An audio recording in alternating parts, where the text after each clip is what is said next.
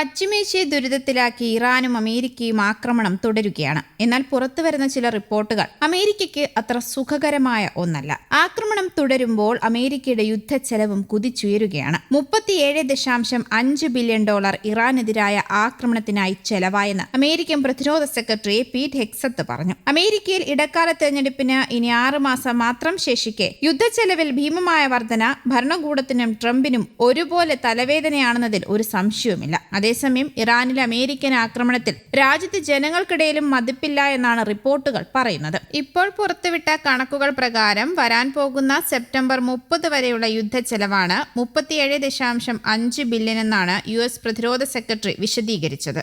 യുദ്ധം ആരംഭിച്ച ആദ്യ 6 ദിവസങ്ങളിൽ മാത്രം $11.3 ബില്യൺ അമേരിക്ക ചെലവിട്ടത്. കഴിഞ്ഞ മാസം US പ്രസിഡന്റ് യുദ്ധാവശ്യങ്ങൾക്കായി $90 ബില്യൺ അധിക ധനസഹായം നിയമനിർമ്മാണ സഭയായ കോൺഗ്രസിനോട് ആവശ്യപ്പെട്ടിരുന്നു. സൈനിക ചെലവുകൾ പെട്ടെന്നുയർന്ന പശ്ചാത്തലത്തിൽ യുദ്ധത്തിനായി കൂടുതൽ തുക വകയിരുത്തിയിട്ടില്ലെങ്കിൽ US സൈന്യത്തിന്റെ ഭാവി പരിശീലന പരിപാടികൾ വെട്ടിച്ചുരുക്കേണ്ടി വരുമെന്ന് പീറ്റ് ഹെക്സത്ത് മുന്നറിയിപ്പ് നൽകിയിട്ടുണ്ട്. നിലവിലെ പ്രതിസന്ധി പരിഹരിക്കുന്നതിനായി $67 ബില്യൺ വരുന്ന അനുബന്ധ ബജറ്റ് വിഹിതം അടിയന്തരമായി അനുവദിക്കണമെന്ന് പെന്റഗൺ US കോൺഗ്രസിനോട് ആവശ്യപ്പെട്ടിട്ടുണ്ട്. ഈ മാസം ആദ്യം ഇറാനെതിരെയുള്ള വ്യോമാക്രമണങ്ങൾ അമേരിക്ക പുനരാരംഭിച്ച ശേഷം ഇതാദ്യമായാണ് പ്രതിരോധ ചെലവുകളെക്കുറിച്ച് ഔദ്യോഗികമായുള്ള കണക്കുകൾ പുറത്തുവിട്ടിരിക്കുന്നത്.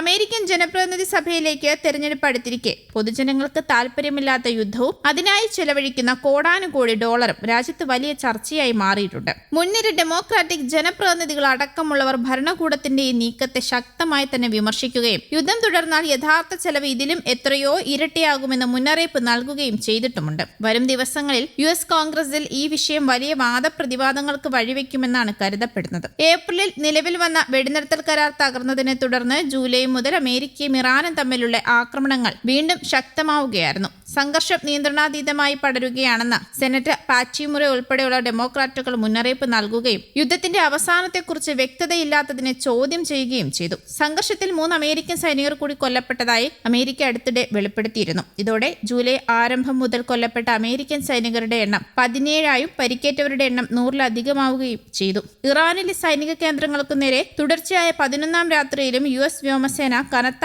ആക്രമണമാണ് നടത്തിയിരിക്കുന്നത്. തെക്കു പടിഞ്ഞാറൻ ഇറാനിലെ പ്രധാന സൈനിക താവളങ്ങളാണ് US സെൻട്രൽ കമാൻഡ് ലക്ഷ്യമിട്ടത്. ഇറാൻ ചർച്ചകൾക്കായി ആകാംക്ഷയോടെ കാത്തിരിക്കുകയാണ് എന്ന് അവകാശപ്പെട്ട US പ്രസിഡന്റ് ഡൊണാൾഡ് ട്രംപ് പീകാക്സ് മൗണ്ടനിലെ ഇറാന്റെ ഭൂഗർഭ ആണവ കേന്ദ്രത്തിൽ വൈകാതെ വൻ ആക്രമണം നടത്തുമെന്ന മുന്നറിയിപ്പും നൽകിയിട്ടുണ്ട്. എന്നാൽ ആണവ കേന്ദ്രങ്ങൾക്ക് നേരെയുണ്ടാകുന്ന ഏതൊരു ആക്രമണത്തെയും തുറന്ന യുദ്ധപ്രഖ്യാപനമായി കാണുമെന്നാണ് ഇറാന്റെ പ്രതികരണമെത്തിയത്.